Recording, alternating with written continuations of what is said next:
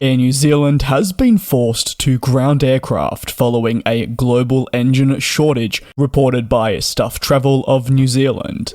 As a result, Air New Zealand says a staggering 150,000 passengers are expected to be impacted following the grounding of 2 units. As such, the airline has specifically taken 2 A321neos, some of their newest aircraft, out of service. The New Zealand flag carrier says they simply don't have enough engines, despite spares and much more, and it's following a worldwide shortage that's impacting Pratt and Whitney engines on the A320neo and A321neo fleets. As Air New Zealand does utilise these engines, well, they've been hit directly. Carriers worldwide are facing the same issue at the same time, as the scheduled removal of engine co-occurs right around the globe. That means there are even more pressures being felt on supply chains that already cannot cope. Even worse, Air New Zealand says that such an engine problem will not likely stick around for a couple of months, like what they initially expected.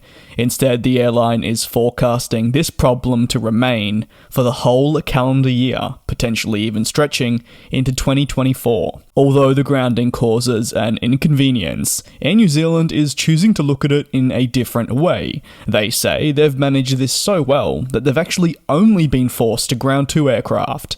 In many other cases, the groundings could have been far more impactful, and instead of just 2 units disappearing from the fleet for some time, this could have increased to potentially all of them.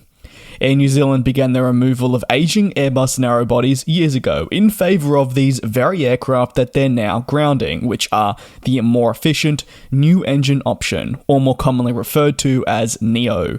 Per Cirium data, the airline currently has 104 aircraft in service. Of that includes 9 of the Airbus A321neos and 6 Airbus A320neos. For both variants, their oldest unit is around the 4.5-year mark, and at the same time, some of the youngest can only be a matter of months old. While delays are not what customers want to experience, especially the airline. If you're not aware, the airline does face additional costs for every minute a plane is delayed.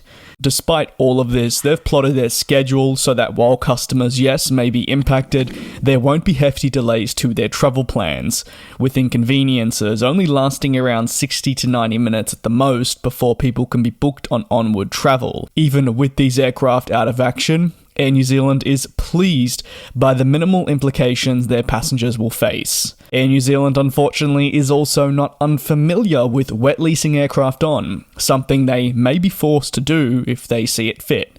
Over the years, they've been impacted by the Boeing 787 crisis, which involved Trent 1000 engines and a whole lot more. It's an unfortunate series of events for the operator, but time and time again, they've proved to be prepared, resilient, and move through the stormy clouds. If you have any thoughts on Air New Zealand grounding 2 of their A321neos, but very generally, thoughts on the global engine your thoughts on the global engine shortage at Pratt and Whitney, you can drop your thoughts down below in the comments. Thanks a bunch for watching, take care and be safe, and I'll see you next time.